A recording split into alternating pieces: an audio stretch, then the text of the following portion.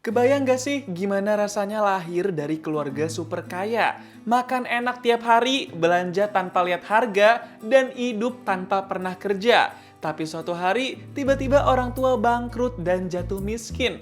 Gak ada uang, gak ada rumah mewah, dan gak ada lagi hidup nyaman. Bakal sengsara banget kan? Kalau keluarga satu ini sih, mereka rela jadi tukang beca, pelayan restoran, sampai kuli bangunan. Pas hidup mereka lagi jatuh miskin demi bisa dapat duit dan makanan sehari-hari. Tapi ternyata dari situlah mereka dapat pelajaran paling berharga dalam hidup mereka. Inilah kisah jatuh bangun hidup sebuah keluarga yang mengubah segalanya dalam film Spoiled Brats.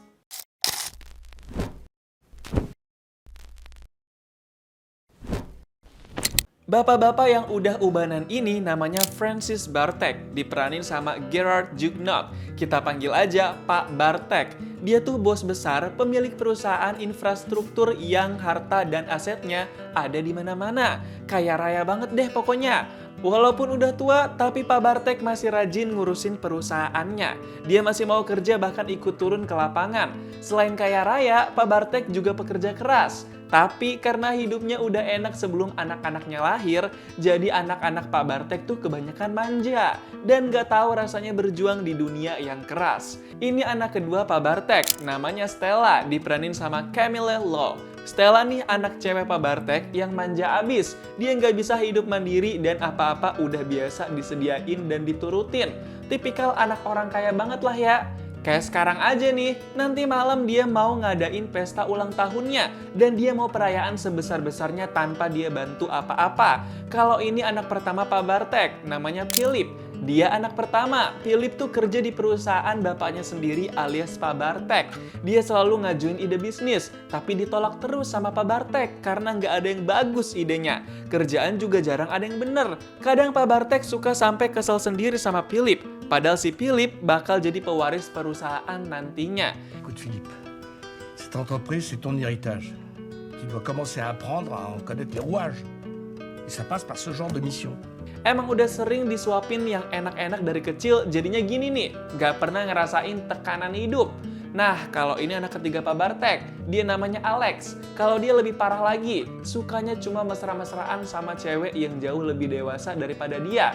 Kacau banget kan? Kok anak Pak Bartek nggak ada yang bener gini ya? Istrinya Pak Bartek yang juga ibunya Stella, Philip, sama Alex itu udah lama meninggoy sejak 15 tahun lalu. Jadi Pak Bartek ngebesarin 3 anaknya sendirian tanpa ada bantuan dari seorang istri. Jadi kadang dia suka kangen dan ngobrol sama foto istrinya. Di malam pesta ulang tahunnya ke-24, Stella ngehadirin pacarnya juga. Dia namanya Carlos, cowok tampan yang sukanya bercanda mulu dan kurang ada sopan santun. Di hari itu, Stella juga mau kenalin Carlos ke Pak Bartek. Tapi Pak Bartek kelihatan kayak nggak suka gitu sama Carlos karena kurang jaga sikap dan kelihatan semena-mena. Cara ngomongnya juga ngalor ngidul. Yang makin gelo nih, tiba-tiba si Carlos bilang kalau dia mau nikahin Stella. Padahal Carlos lagi jadi pengangguran. Stella et moi, on voudrait se marier. Rien que ça. Rien que ça. Je peux vous poser une question, Juan Carlos? Por favor. Vous travaillez? En ce moment, non? Tapi si Stella malah ngebela pacarnya itu. Dia ngerasa bisa dapat duit dari Pak Bartek terus kali ya. Wah, maunya hidup enak aja nih. Saking keselnya, jadinya Pak Bartek tegesin kalau dia menentang pernikahan yang direncanain sama Stella dan Carlos. Tapi yang bikin tambah kaget, Stella justru malah masih ngelawan sama Pak Bartek dan ngebela pacarnya. Parah banget kan? Bukan cuma itu, Stella juga malah nekat ngumumin ke semua orang kalau dia mau nikah sama Carlos. Dia tahu Pak Bartek pasti nggak akan tega hati buat bikin malu anaknya sendiri. Jadi dia pilih jalan nekat. Pak Bartek cuma bisa menghela napas aja dah ngeliat perbuatan anaknya. Gak cuma itu, Pak Bartek juga terima laporan kalau anak pertamanya, si Philip, bukannya kerja, tapi malah minum-minum sama temennya. Dia jadi tambah pusing nih sekarang. Ditambah lagi, Pak Bartek juga ngelabrak Alex, anak ketiganya, yang lagi abis ehem-ehem sama banyak cewek di rumah. Gila banget kan? Karena stres banget, jadinya Pak Bartek kumat. Dia kena serangan jantung. Sampai-sampai Pak Bartek pingsan di tangga luar rumahnya itu. Besoknya, 3 anak Pak Bartek langsung jenguk di rumah sakit. Untungnya, Pak Bartek masih aman dan selamat. Jantungnya udah balik stabil lagi. Tapi bukannya fokus ke Pak Bartek, 3 anak itu malah debat soal pengobatan Pak Bartek. Padahal mereka pada kagak tahu apa-apa soal pengobatannya. Cuma bikin puyeng aja emang nih 3 anak. 2 bulan kemudian, 3 anak Pak Bartek tiba-tiba tantrum. Mereka baru banget ngalamin hal yang gak biasa. Kartu kredit mereka bertiga dan koneksi internet di HP diblokir secara tiba-tiba. Mereka jadi nggak bisa pakai kartu kredit dan koneksi internet. Merci, tes cartes de crédit sont bloquées et ton portable aussi. Comment vous savez? Pareil. Udah gitu, tiba-tiba juga rumah mereka digeledah sama banyak polisi. Mereka langsung takut dan panik banget. Ada apaan nih? Untungnya ada bapak mereka, alias Pak Bartek, yang muncul sambil bawa senjetong. Pak Bartek langsung minta anak-anak ikutin dia keluar rumah lewat belakang.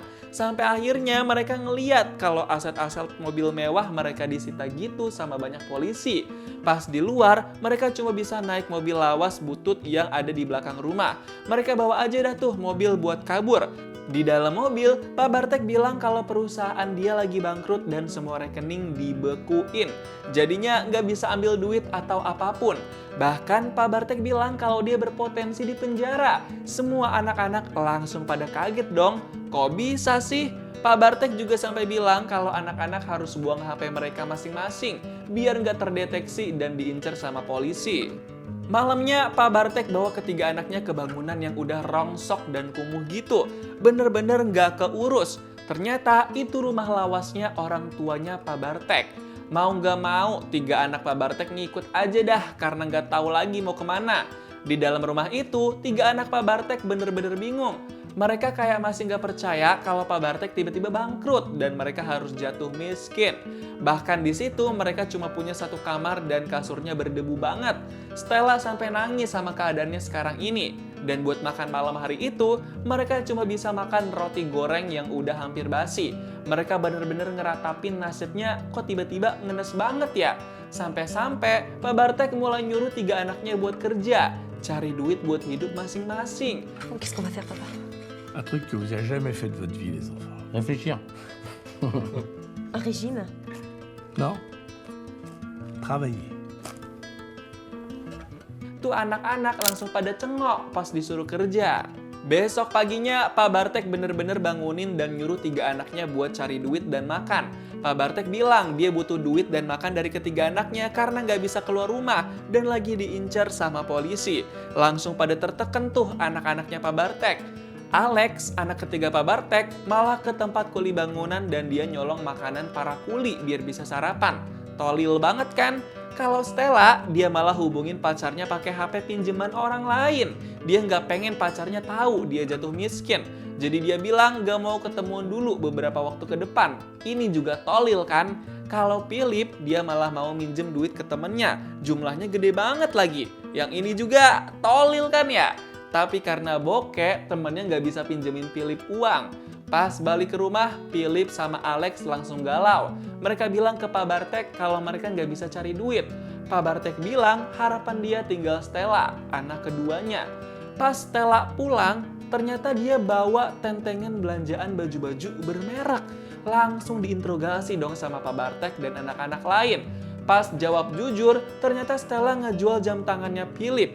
Dan semua duitnya dia pakai buat beli baju doang. Tolil banget kan? Denger itu, Philip langsung tantrum karena Stella kok bisa nggak kepikiran buat beli makan. Mereka sampai hampir ribut parah di situ saking hebohnya. Tapi tiba-tiba di tengah keributan itu, datang pembantu mereka dari rumah. Bu Mar sama anaknya, Matias. Mereka bawain baju-baju buat Pak Bartek dan anak-anak. Bu Mar sebagai pembantu setia banget sama keluarga Pak Bartek dan selalu mau bantu. Mereka juga nawarin pekerjaan sama 3 anak Pak Bartek kalau mau jadi pelayan di restoran. Ça t'intéresse, il y a une place de serveuse qui s'est libérée au resto où je bosse. C'était la serveuse et la blague. Bon écoute, je te laisse l'adresse, au cas où t'as envie d'apprendre à faire la vaisselle. Malamnya, tetap aja mereka bertiga harus tidur dempetan di atas satu kasur di dalam rumah kumuh itu. Besoknya, Philip coba lamar kerja di sebuah kantor. Dia malu-malu kucing dan kelihatan agak gengsi gitu mau lamar kerja.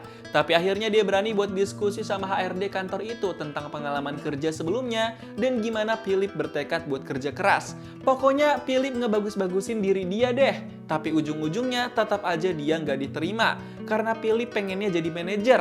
Ngaco banget kan? Akhirnya Philip cuma bisa coba-coba kerja jadi tukang beca. Rasain deh tuh capek kerja si Philip. Dia kerja keras sekuat tenaga banget jadi tukang beca nganter penumpang ke sana kemari.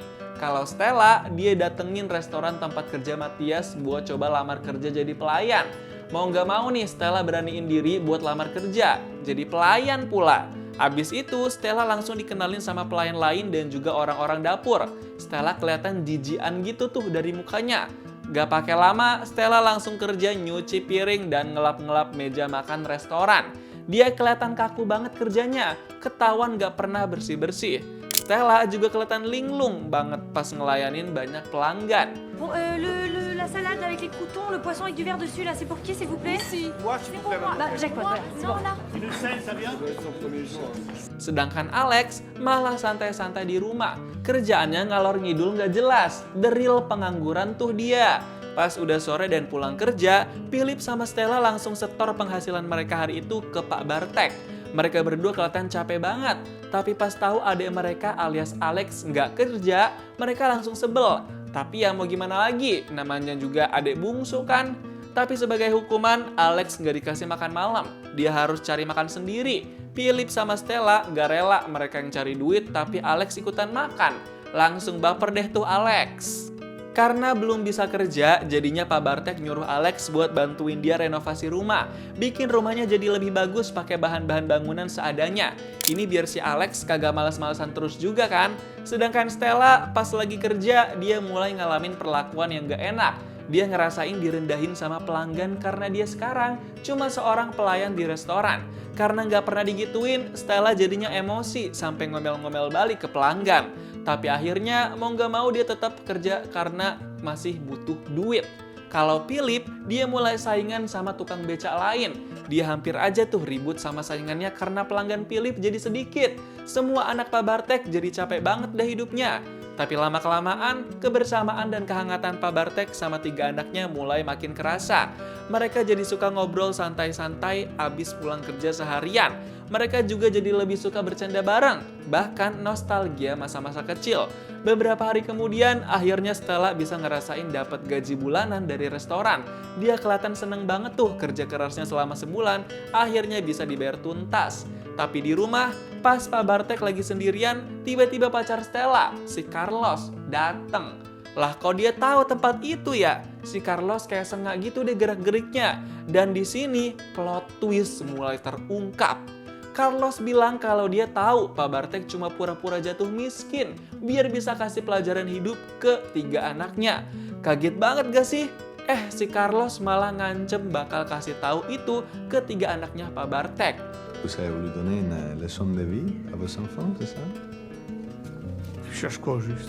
Imagine un instant que vos enfants apprennent la mascarade que vous avez montée.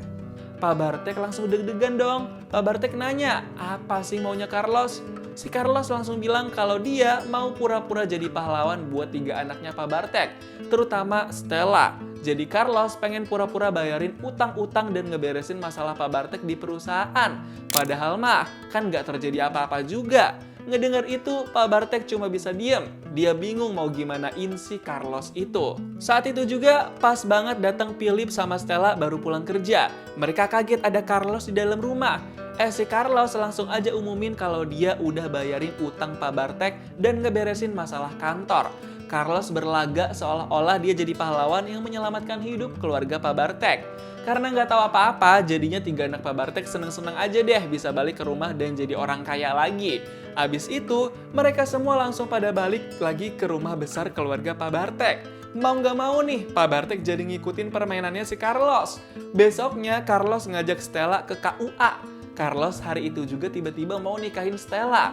Dia udah ngebet banget pengen dapat harta kekayaan Pak Bartek dan anaknya. Di situ Pak Bartek telepon Stella. Tapi Carlos bilang dia mau angkat dan ngomong sama Pak Bartek. Carlos langsung bilang kalau dia sama Stella lagi di KUA dan bakal nikah sebentar lagi.